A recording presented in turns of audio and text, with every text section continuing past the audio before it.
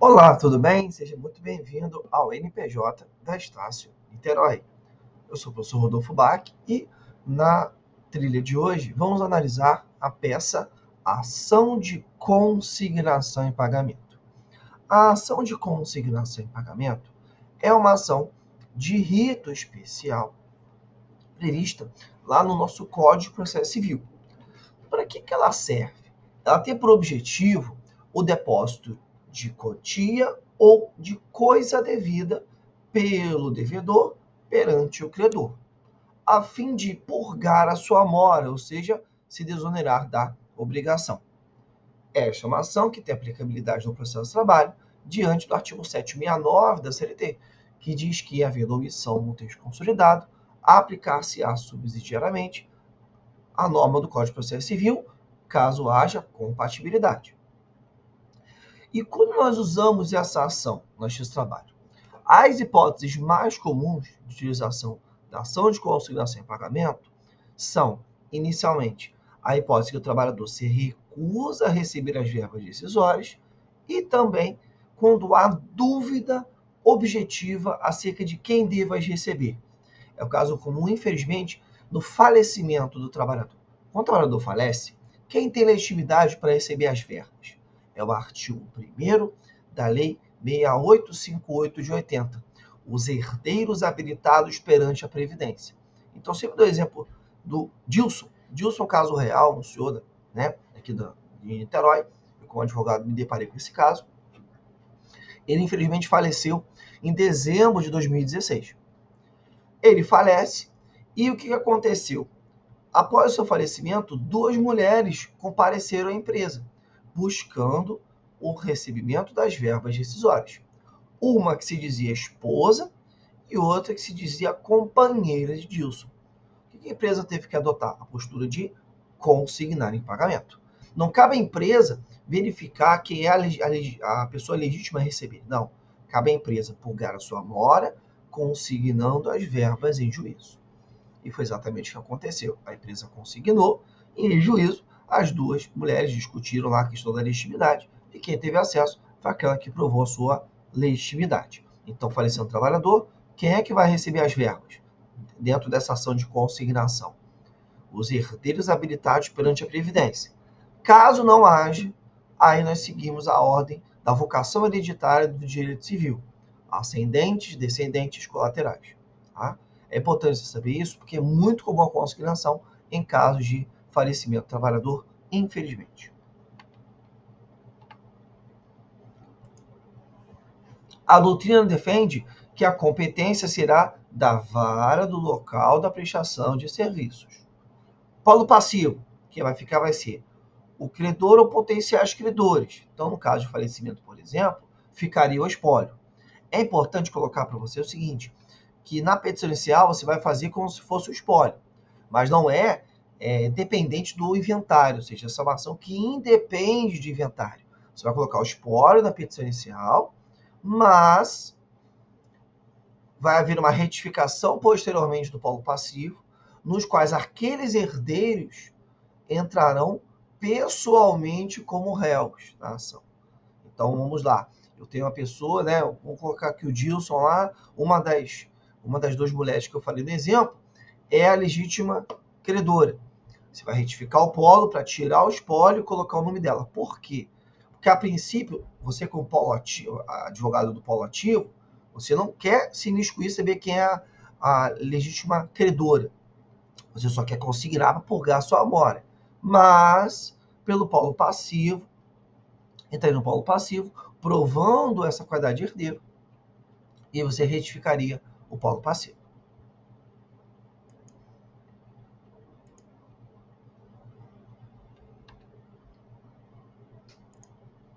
Pedidos. O que vai ser pedido? A ação de consignação em pagamento está prevista nos artigos 539 a 549 do Código de Processo Civil. Tá? O que acontece? O 542 traz os pedidos da ação de consignação em pagamento. Quais são esses pedidos? Estão lá no 542. São pedidos ao mesmo tempo requerimentos, tá? Porque tem pedido e requerimento no mesmo artigo. São os incisos do 542. E com base neles, você vai formular a petição inicial de ação de consignação em pagamento. Primeiro pedido, deferimento de depósito da quantia ou da coisa devida no prazo de 5 dias. O outro requerimento, a citação do réu para comparecer em audiência e levantar o depósito com efeito de quitação ou oferecer resposta. Como assim, Rodolfo? O credor ele vai comparecer numa audiência, ocasião na qual ele pode levantar o valor que foi depositado, consignado, e falar, olha, estou entendendo que está extinta a obrigação, já recebi. Ou ele pode levantar o valor, apresentar a contestação, dizendo, olha, estou levantando, mas sob ressalvas, porque o valor não contempla toda a dívida sobre a ótica do credor.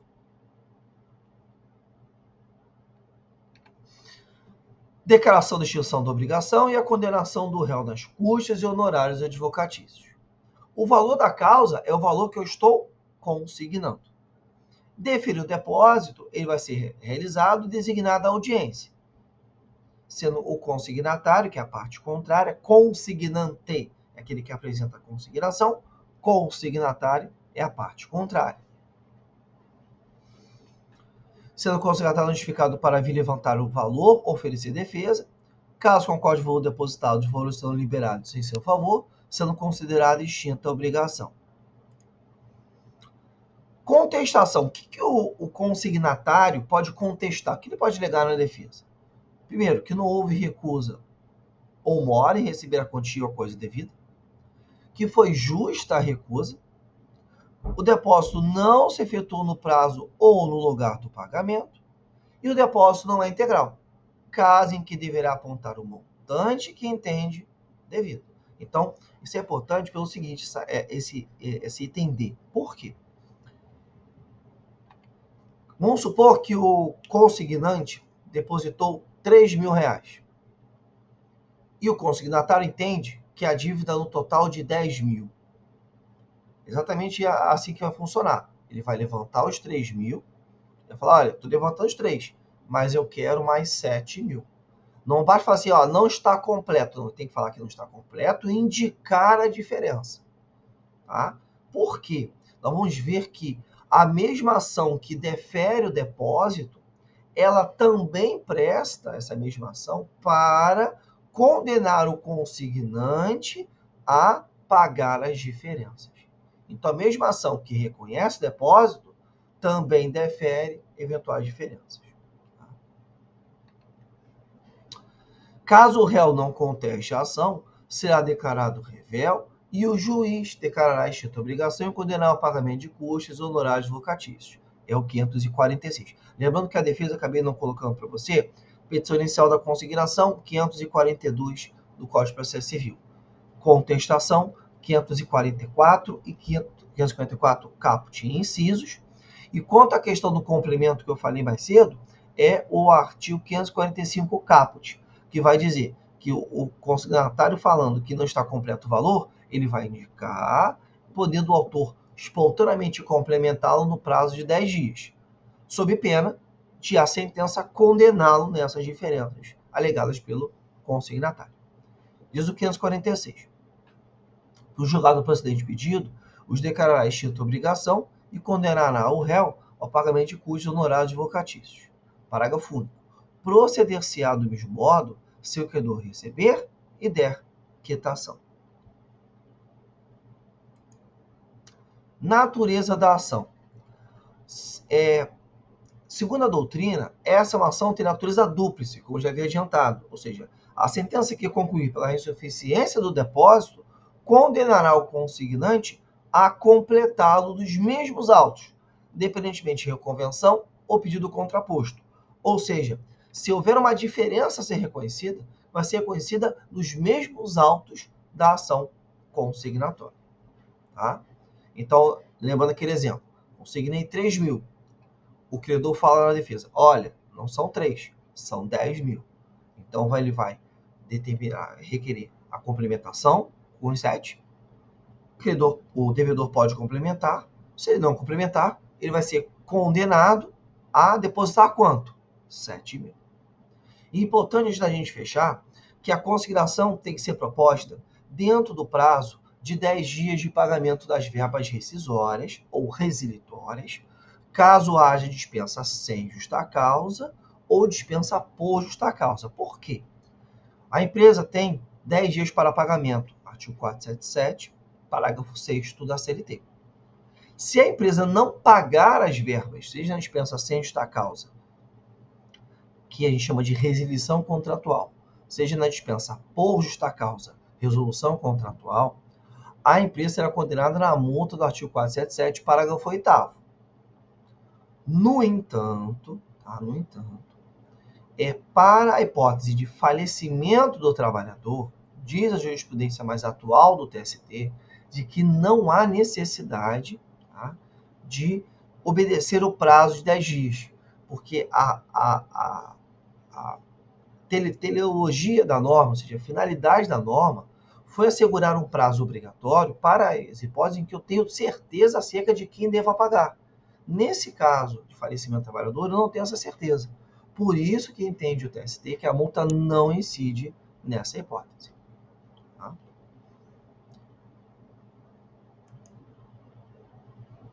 Então, visto isso, pessoal, vamos ao nosso modelinho. Trouxe um modelinho básico da peça, para você ver comigo, tá? Para a gente poder, né, trabalhar melhor essa peça aqui na nossa trilha. Endereçamento ao juízo. Você vai estar agora pelo empregador, então você vai qualificá-lo, né? O nome, endereço completo, CNPJ, a espécie de pessoa jurídica que o é. Lembrando que toda a petição inicial, você também qualificar, apesar de não estar no artigo 319 do CPC, mas está no artigo 77, item 5, os dados do advogado, ou seja, nome, endereço de e-mail, endereço completo do escritório, onde recebe as notificações, né, de intimações, tá? Temos ainda o nome da ação, que é consignação e pagamento, assim como temos o nome do consignatário. Cuidado, na reclamação trabalhista, o trabalhador é o autor, o empregador é o réu. Aqui é o inverso. O empregador é o autor, o trabalhador é o réu. E aí você vai identificar nome, nacionalidade, profissão, nome da mãe, estado civil, identidade, CPF, CTPS, PIS. Tá? E aí você pode fazer uma ação clássica, que a gente chama de fato, direito e pedido. Nos fatos você vai narrar o que aconteceu. Se ele se recusou, se ele não mais apareceu na empresa, né, por abandono de emprego, se ele se recusou a devolver a ferramenta, tá? Perdão, se o empregador recusou a fornecer a ferramenta. É uma série de hipóteses, vai dependendo do caso concreto. As mais comuns, como eu falei, recusa do trabalhador em receber as verbas e dúvida acerca de quem deva receber as verbas rescisórias. No direito, você vai dar um enquadramento, ou seja, pegar aquela hipótese legal e trazer para o mundo jurídico, aquela hipótese fática, e trazer para o mundo jurídico. Olha, aquele fato lá dele não ter mais voltado a trabalhar desde que acabou o benefício previdenciário, isso se enquadra no conceito de abandono de emprego, que seria a letra E do item anterior que eu te mostrei aí na tela. E aí eu vou ter que fazer o quê? Eu estou consignando em juízo, porque ele não mais apareceu na empresa, não tenho mais informação dele, mandei e-mail, mensagem, né, ligação, e ele não me respondeu. E aí, nesse tópico do direito, você vai discriminar as verbas. Você vai discriminar. As verbas são tais, tais e tais, tais, tais e tais, tais, tais e tais. E você vai explicar que o valor total é o valor de cada uma das parcelas, desculpa, o valor total vai ser o valor da causa, e o valor que está ali do lado é o valor de cada parcela. Ou seja, não é só falar a parcela. Falar parcela, seu valor. Parcela, seu valor. Eu vou botar um total. Esse total será o valor da causa. E pedidos e requerimentos finais. Por quê, Rodolfo? Você pode pedir requerimentos finais. Isso é importante você saber. Pedido é bem da vida. Requerimento final, o próprio nome diz, é requerimento. Citação não é pedido. Meios de prova não é pedido. São requerimentos. Então, requerer o deferimento do depósito da quantia, depósito da quantia ou do bem no prazo de 5 dias. E se for um caso, a entrega das guias, por exemplo, aquele caso, o trabalhador foi dispensado sem justa causa e se recusou a receber, você vai consignar as verbas, economicamente falando, além de depositar o bem, que são as guias. A notificação do consignatário para comparecer à audiência e levantar o depósito, com efeito de quitação, ou oferecer defesa, sob pena de revelia e declaração de extinção da obrigação. Caso não seja levantado o valor da audiência, por fim, a procedência do pedido, com a declaração de extinção da obrigação e condenação do consignatário em cujos honorários advocatícios, no importe de 15%. Protestar pelos meios de prova ditos admitidos, especificando, especialmente, testemunhal, documental, pericial, depoimento pessoal. O correto é sempre colocar dessa forma, não colocar lá, protesto dos meios de prova ditos admitidos. Fica extremamente genérico e fica atécnico. Importante que você protege todos os meios de prova, vírgula, especialmente, especificando. Declarar que os documentos juntados com a exordial são autênticos, é sempre um papel do advogado que tem fé pública de declarar que o documento é autêntico, é a regra do artigo 830 da CLT, e o valor da causa, que vai ser o somatório dos valores que estão sendo consignados. Tudo bem? Beleza, pessoal? Com isso, fechamos mais uma das nossas trilhas do nosso NPJ. Quero agradecer você que está com a gente, tá? E vem acompanhando os vídeos. É importante você assistir os vídeos para o seu aprendizado, tá? Muito obrigado pela sua presença e espero, de verdade, que essa trilha tenha contribuído ainda mais para o aprimoramento da prática profissional trabalhista. Muito obrigado e até a nossa próxima trilha.